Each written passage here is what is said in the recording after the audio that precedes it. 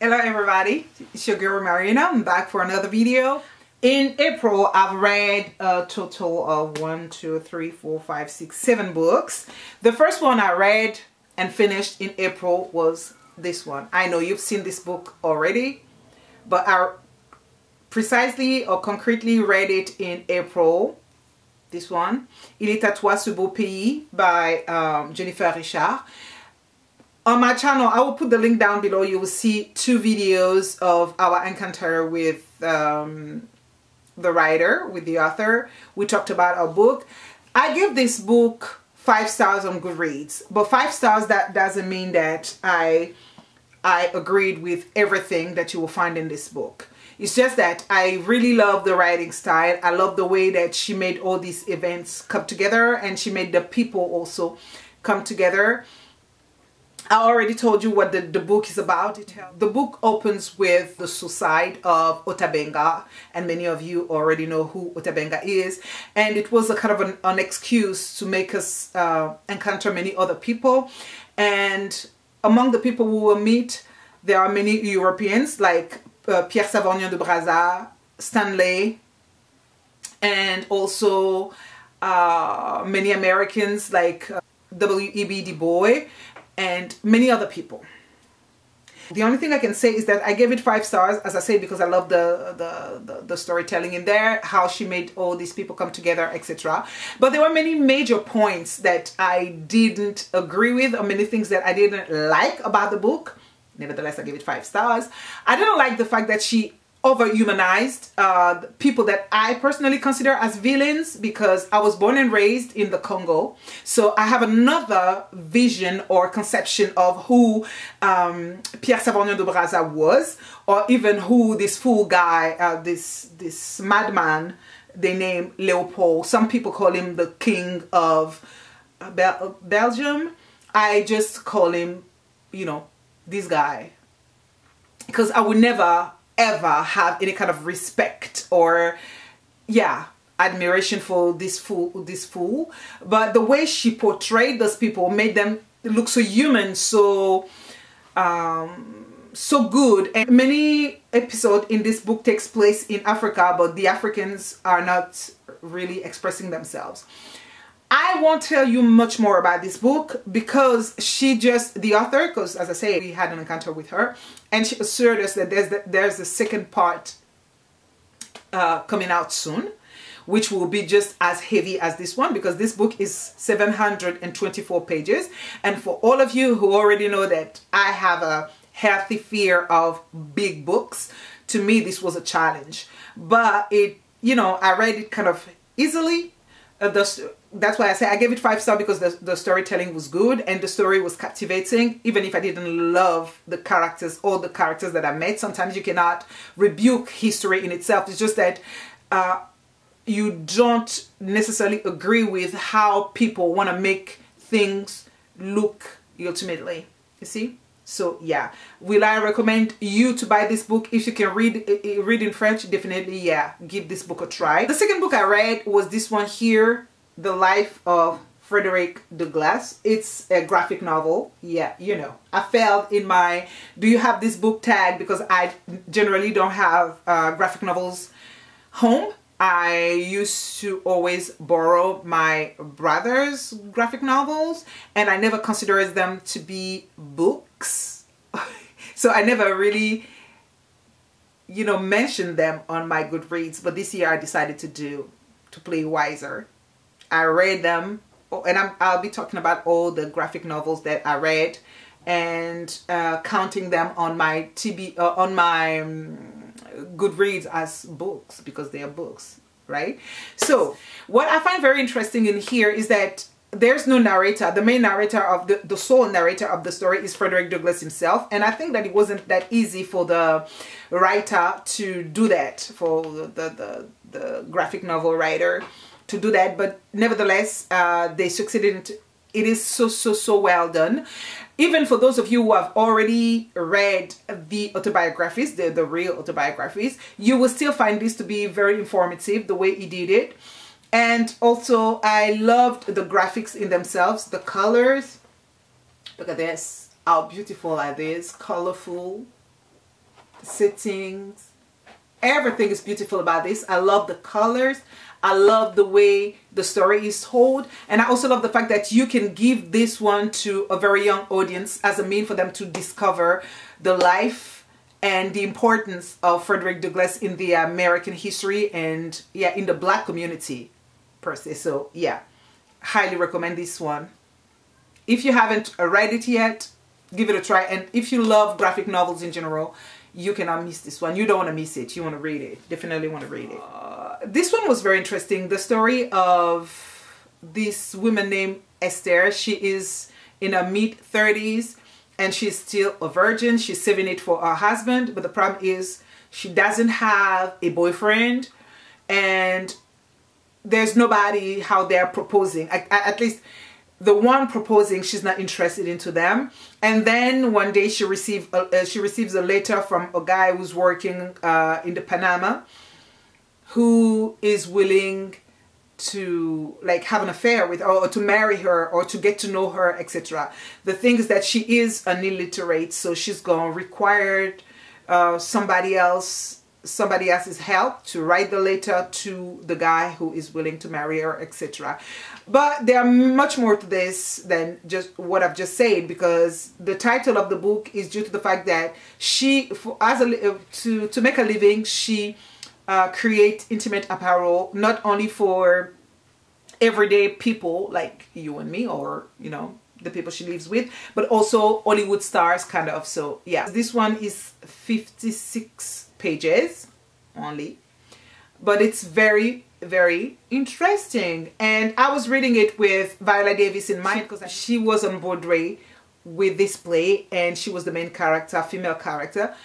So reading it with her in mind made it more interesting to me, more like I could imagine her moving, talking and doing things, and it was, yeah, it was great. So yes, I recommend it. I didn't find it as interesting as Ruined, but it was still good. So I gave it 4 stars. This wasn't a 5-star read for me, which Ruined was.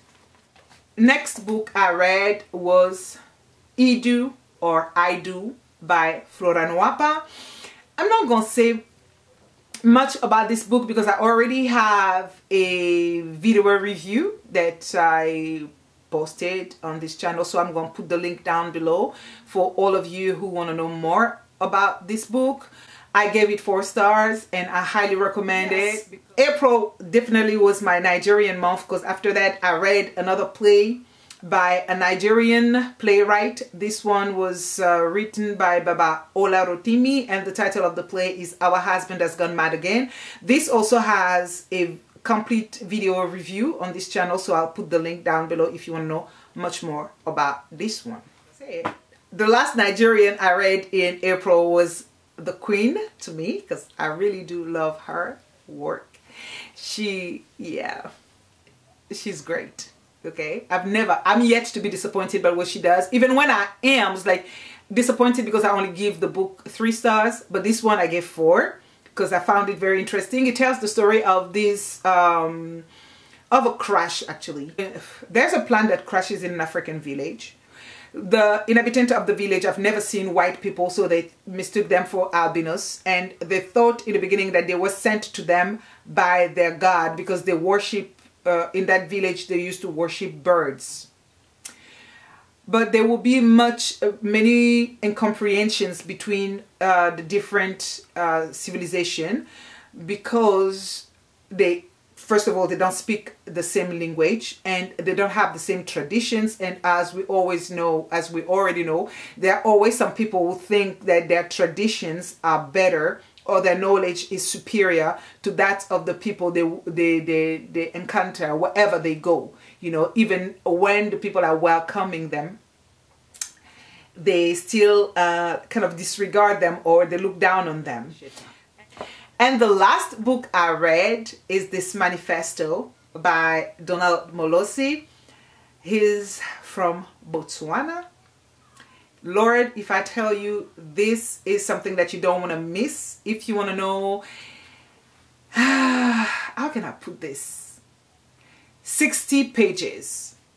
Well, let me show you the typo, okay? So you're not going to think that is just what I'm saying, 60 pages. No. 60 pages, but they're full of words, you know, many words in there.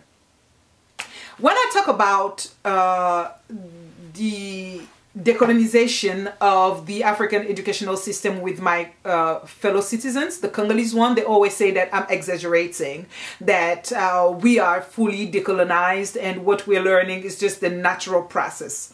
And something always bothers me when people tell me that, because I always say, I was born and raised in the Congo. So I went to school in the Congo and I know what I learned there, what I was taught there.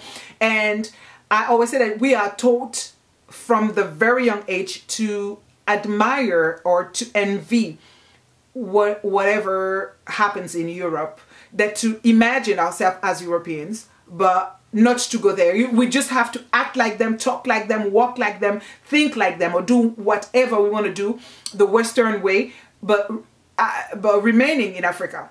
So from the beginning, we are told that our own culture is not valuable, that our own culture is not worth anything. And for us to be complete humans and to be worth listening to or worth talking to, we first have to change. We first have to learn to be ashamed of ourselves, of our futures. We have to do everything as Europeans do. And when I start saying that, people say, no, it's wrong. But when I read this manifesto by Donald Molosi, and I was like, okay, no, I'm not crazy. This is a reality. Though it doesn't talk about the Congo precisely. It talks about Botswana, it talks about Kenya, it talks about South Africa, it talks about different countries, but then you realize that the problems are the same.